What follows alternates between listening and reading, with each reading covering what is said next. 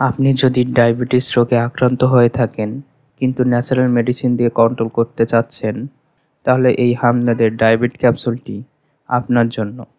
কারণ এটি natural medicine, তা দীর্ঘদিন খেলেও আপনার কোনো সমস্যা হবে না।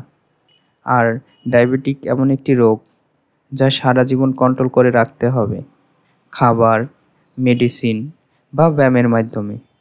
আর যারা খাবার কন্ট্রোল করতে পারেন না, তাদের জন্য মেডিসিন খাওয়া বাধ্যতামূলক। সবাই খাবার কন্ট্রোল করতে পারবে এমন কোনো কথা নাই, কারণ প্রতিটা ব্যক্তিকে আল্লাহ তাআলা আলাদাভাবে তৈরি করেছেন।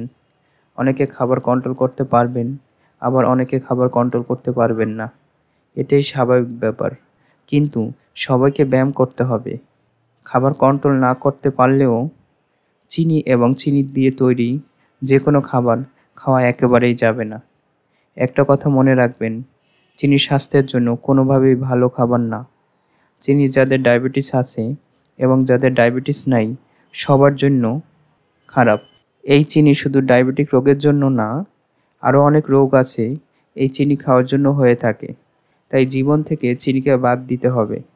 একটা কথা মনে রাখবেন, এটি যদি বিষ হতো তাহলে কি আপনারা খেতেন?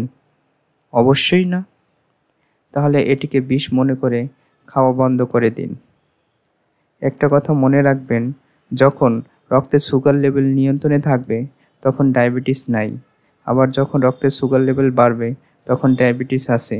তাই কেউ যদি বলে অমুক ঔষধ খেলে ডায়াবেটিস একেবারে ভালো হয়ে যায়, এটা সম্পূর্ণ মিথ্যা কথা।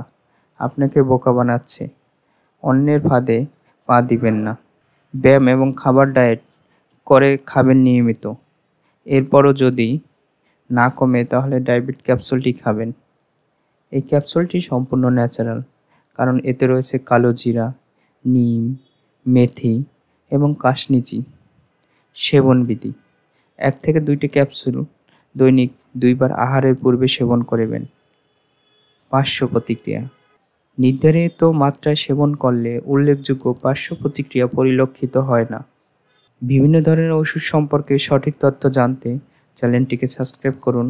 কোনো সমস্যার সমাধানের জন্য কমেন্ট অপশনে প্রশ্ন করুন, আপনার প্রশ্নের উত্তর দেওয়া হবে।